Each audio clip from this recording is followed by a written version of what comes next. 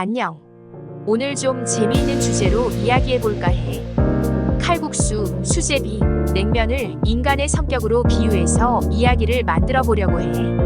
이 세 가지 음식이 각각 어떤 성격을 가지고 있을지 상상해보자. 그리고 각 음식이 가상 상황에서 어떤 행동을 보일지 한번 생각해볼게.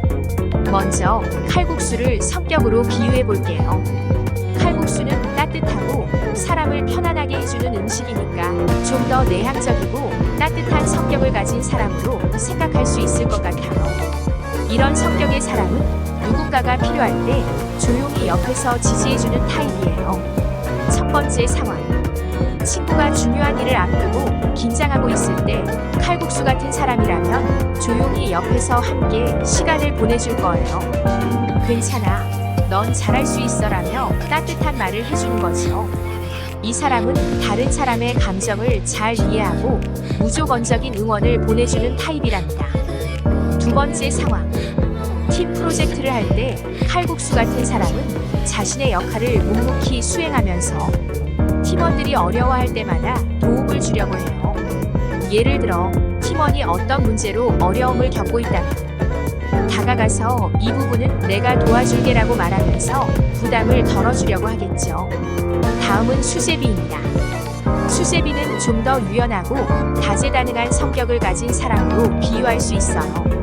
수제비는 상황에 맞게 변화하고 다양한 방법으로 문제를 해결하는 타입이에요. 첫 번째 상황.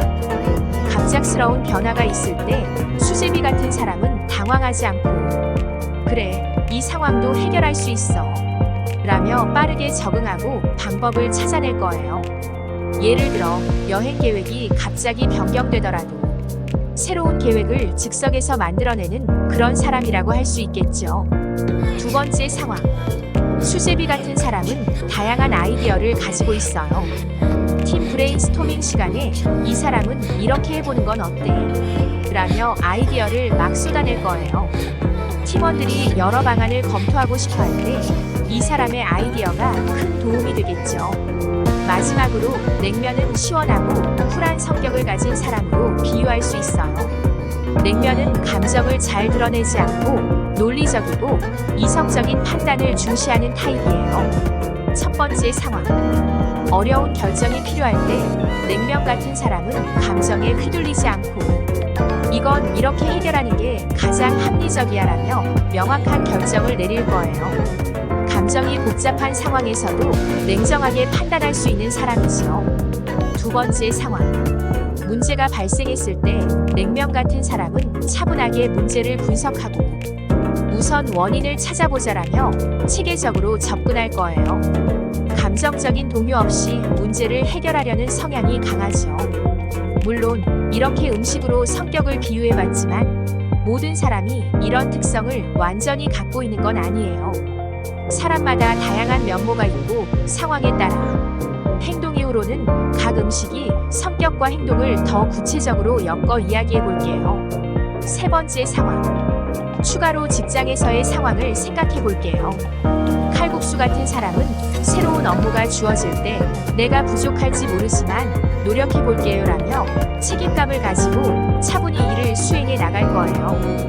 동료들이 힘들어하면 함께 도와주며 팀워크를 중시하는 모습을 보일 겁니다. 수제비 같은 사람은 변화가 많은 프로젝트에 투입됐을 때 이렇게 하면 더 효과적일 것 같아요 라며 유연하게 대응할 수 있을 거예요. 끊임없이 아이디어를 제안하며 팀의 활력을 불어넣는 타입이죠. 냉면 같은 사람은 복잡한 문제를 해결해야 할 때 우선 문제의 본질을 파악해보자라며 논리적으로 접근할 겁니다. 감정의 동요 없이 객관적인 분석을 통해 해결책을 제시하는 모습을 보이겠지요.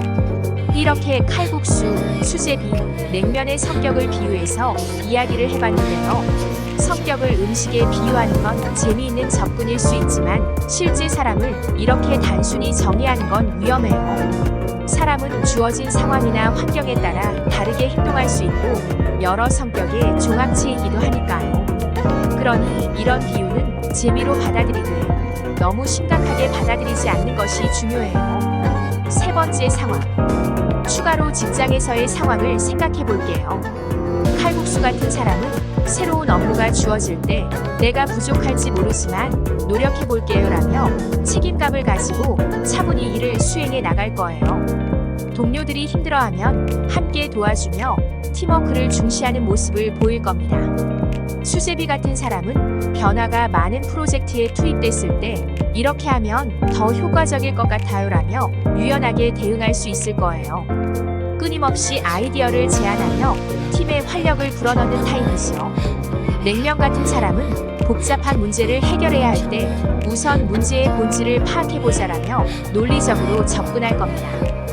감정의 동요 없이 객관적인 분석을 통해 해결책을 제시하는 모습을 보이겠지요. 이렇게 칼국수, 수제비, 냉면의 성격 이렇게 칼국수, 수제비, 냉면의 성격을 비유해서 이야기를 해봤는데요. 성격을 음식에 비유하는 건 재미있는 접근일 수 있지만 실제 사람을 이렇게 단순히 정의하는 건 위험해요. 사람은 주어진 상황이나 환경에 따라 다르게 행동할 수 있고 여러 성격의 종합체이기도 하니까요. 그러니 이런 비유는 재미로 받아들이되 너무 심각하게 받아들이지 않는 것이 중요해요. 실제 사람의 성격은 매우 다양하고 복잡하니까 이런 이야기들을 참고하면서 이해하는 폭을 넓히는 것도 좋지만 개인의 특성과 성향을 다양하게 바라보는 눈이 필요하다는 걸 기억해 주세요.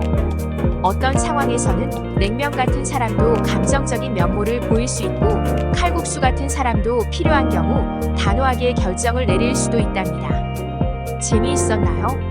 그럼 다음번에는 또 다른 재미있는 주제로 이야기해봐요.